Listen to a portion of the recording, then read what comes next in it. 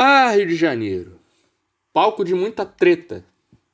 Até hoje. Mas aí o contexto é outro.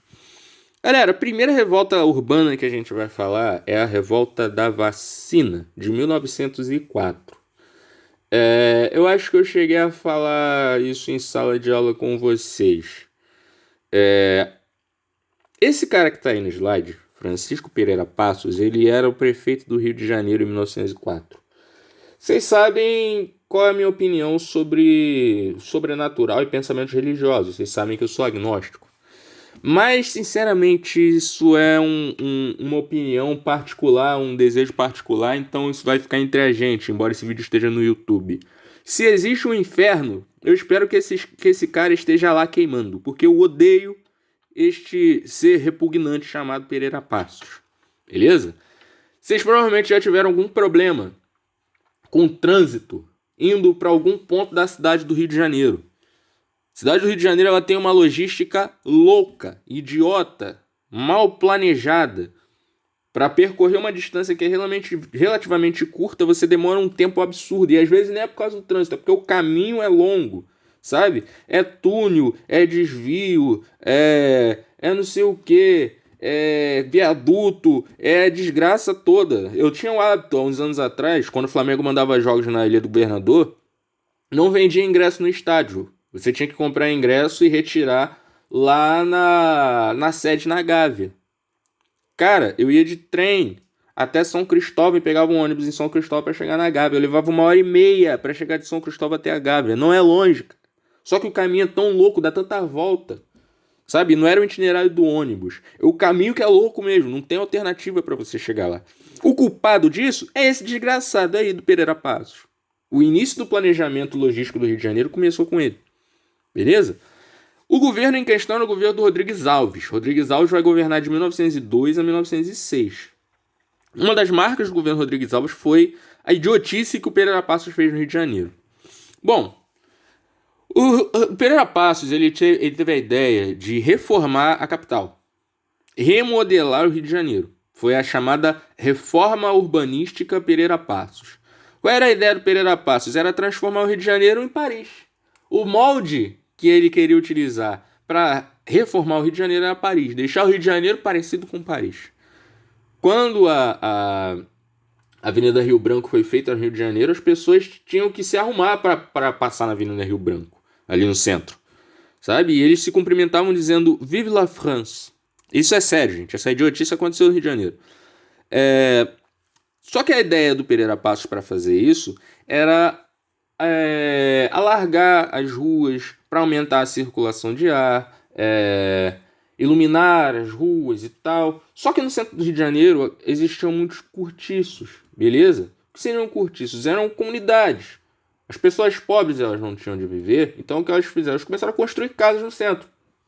As fábricas ficavam ali no centro, então as pessoas, para morar próximo do seu local de trabalho, eles construíram casas, construíram cortiços, vilarejos, comunidades ali no centro. O povo vivia ali, não existia nenhum planejamento urbano e nenhuma ideia de onde esse povo iria morar. Então o povo se virou. Se o governo não me ajuda, então eu vou dar meu jeito, sabe?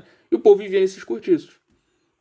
Só que como essa urbanização ela foi feita sem planejamento, como em todo o Brasil, a urbanização brasileira foi feita sem planejamento nenhum, foi feita de forma desordenada, o povo tinha condições de saúde péssimas, sabe? Salubridade era uma coisa que não existia. Saneamento básico não existia, as condições eram péssimas, as condições de higiene eram péssimas. E, obviamente, isso proporcionava o surgimento de várias doenças.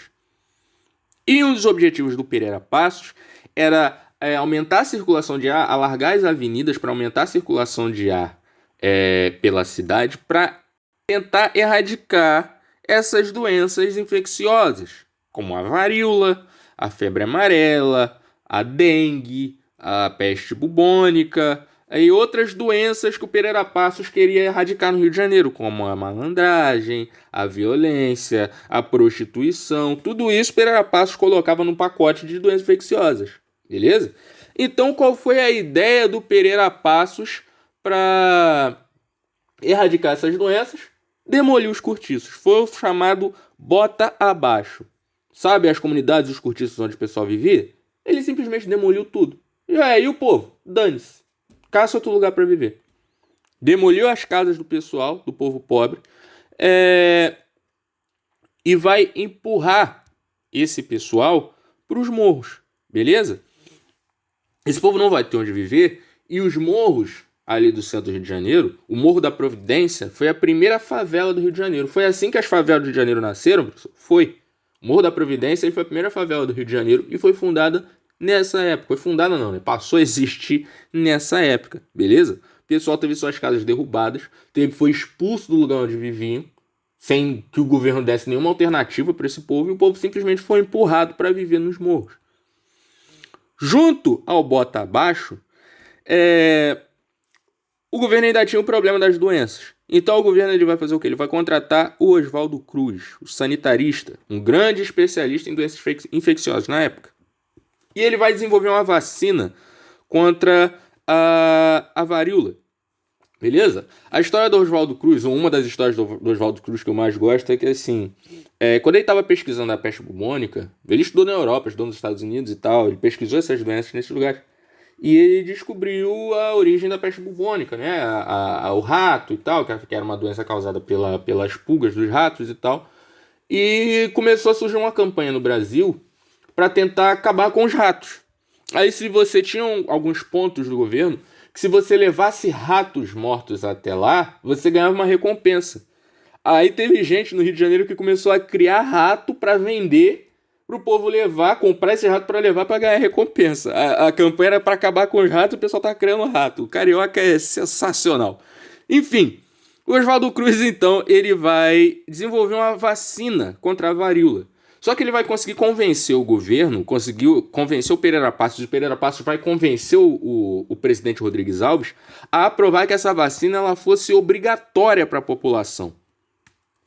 E o governo vai tentar vacinar o povo à força. Meu irmão, o povo já tinha sido expulso de casa, já tinha sido empurrado por os morros. E agora eles estavam invadindo, eles entravam na casa das pessoas e vacinavam as pessoas à força. Não era tipo assim, você tem que ir no posto de vacina. Não, o pessoal ia na tua casa, entrava na tua casa para te vacinar, sem pedir licença e o caramba. E ainda tinha uma situação curiosa, esse vídeo vai ficar com mais de 7 minutos, mas não tem problema. Que naquela época, qualquer coisa que dissesse respeito ao corpo feminino era considerado sensualidade. Naquela época, uma mulher ficar com o ombro à mostra, com os ombros à mostra, era considerado sensualidade. Sabe? As prostitutas naquela época, elas tinham esse sinal. Quando elas estavam no ponto, elas abaixavam parte da manga da blusa para mostrar os ombros. Era um sinal de sensualidade. E as vacinas eram aplicadas em que parte do corpo? Nos ombros, nos braços. Então o cara, um agente do governo, ele entrava na casa da pessoa, da família, e ele tinha que deixar o braço da pessoa à mostra para aplicar a vacina. E os homens, donos da casa, eles ficavam revoltados porque as suas mulheres eram obrigadas a ficar com os ombros desnudos na frente de um homem estranho. Meu irmão, tudo isso se juntou e foi um merderê no Rio de Janeiro, que vocês não estão ligados. Foi um quebra-quebra que vai durar mais ou menos aí uns 5 dias no Rio de Janeiro. Comunidades de capoeiristas vão entrar nessa treta e vai ser uma porradaria colossal. Foi parada de verdade, foi pancadaria franca no centro do Rio de Janeiro. O quebra-quebra ele foi tão pesado, morreram milhares de pessoas. Durante esse intervalo de 5 dias, foram mais ou menos aí umas 2 mil e poucas pessoas que morreram, não lembro agora o número exato. Isso vai dar uma treta muito pesada. Até que no final da revolta, o que o governo fez? O governo ele volta atrás e resolve acabar com a vacinação obrigatória. Mas aí, parceiro, a treta já tinha acontecido e muita gente já tinha morrido. No próximo vídeo, esse vídeo ficou longo, mas enfim, espero que vocês tenham gostado dessa parte. No próximo vídeo a gente vai falar sobre a revolta da Chibata.